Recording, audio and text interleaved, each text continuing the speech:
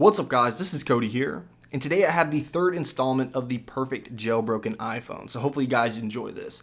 But I did get this setup sent to me by a guy named Kevin Last on Twitter, so if you guys want to check him out, I'll put his Twitter handle in the description, as well as the Reddit post that he posted this to as well. So let's go ahead and take a look at what we all have installed here. Now I do want to start on the lock screen, so if we go to the lock screen here, and we open that up, you'll notice something pretty familiar. You guys have probably seen this before just because I've used it in a couple of my videos here, and that's the Cataracts theme. So that's what this little widget right here is for the lock screen. You will have to download a tweak called GroovyLock in order to install this, and then you'll have to download the Cataracts theme, which I'll put a link to in the description below. So you'll have to add a repo for this. Now the other things on the lock screen that you're not seeing, like the swipe to unlock or slide to unlock, the camera grabber, the notification center grabber, as well as the control center grabber, that's all hidden by Hide Me 8. But if we go ahead and swipe over, again, I'm using a tweak called Hot Dog to change that right there. Everything else is pretty much stock. And then we're here on our Springboard. So to begin with, the theme that I'm using here is called Muse. And it's a really cool theme. You can see that it has pretty good icon support as we swipe through here. And then the font that I'm using in this video is a font called Zooboy81 Beats. So you're gonna have to actually download Zooboy8 Winterboard theme in order to get this font and then install it in Betafont. Now to get this layout right here, I'm using a tweak called Iconoclasm, and I'm also using the 3x3 dense layout. So that's what you're gonna get when you apply that. You're gonna have 3 icons by 3 icons. Right down here at the bottom, I have the BetterFiveIconDock. So I have 5 icons here in my dock. And then right below that, you can see kind of the reflections right here. And this is due to a tweak called ClassicDock. Now, I usually don't have that dock in the background. I'm not sure why that's there right now. But with ClassicDock, it usually just gives you a clear background and you'll have those nice reflections down at the bottom. Of course, anything hidden in the status bar right here is actually due to Hide Me 8 once again. And you'll also notice some applications peeking behind these other app icons. So if I swipe down on that, you'll notice that we have Apex 2 installed, which is a really cool tweak allowing you to basically have folders that look really nice, have nice animations, but it doesn't look like folders. Now for the control center here, if we go ahead and swipe up on that, you'll see that we have a different color scheme. So we're using a tweak called Uniformity. So that's going to give us all these different colors. So you'll have to set that up yourself. But then we also have Glyphs CC. So that's going to basically give us this theme that we have right here. And again, you'll have to install the Glyphs Winterboard theme, which I'll put a link in the description below for you guys, as well as CClean just to clean everything up. Now you also notice that we have a blurred background right here, and that's due to a tweak called Cistem Aperio.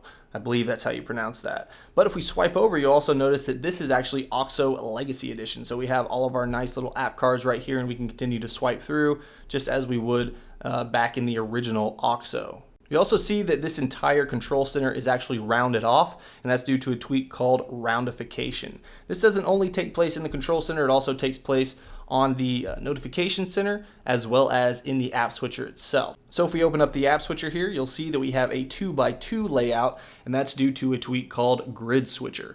So you'll also notice that the app cards are all rounded off. Like I said, that's from Roundification. Now with Gridswitcher, you can actually add another row and column, so you could have a 3x3 layout. I just think the 2x2 actually just looks the best aesthetically, so that's what I have running right now. Now for the notification center, if we go ahead and pull that down, you can see that we actually have a widget right here, and that's due to Battery Doctor Widget. That's from the App Store, so you have to download that from the App Store. We also have roundification going on, so we have just that rounded corner, and it's not the entire screen, as well as Simple NC. So you won't see any tabs right up here. You can still swipe over to your notifications just like that, but it doesn't have the tabs, which just looks a little more minimalistic. Now, if we swipe this up and we actually open up our spotlight here, you'll see that we have a nice looking keyboard. This is actually due to a tweak, or a couple of tweaks, Color Keyboard for iOS 7. Yes, I said iOS 7, so you actually have to download the iOS 7 version. So if you didn't purchase it, then you'll have to actually figure out some other way to download it. But if you did previously purchase it on iOS 7, then you can download it still, even though it says it's not compatible. You can see that it obviously is. And then you'll have to download a tweak called Lock Keyboard. And I'll have the instructions in the description for you guys just to kind of explain exactly what you have to do to get this, just because it's a little bit confusing to explain unless it's written down. You can kind of check it out for yourself. But if you want this keyboard, just be sure to check the description below. Now for banners and notifications, we have 2 tweaks installed.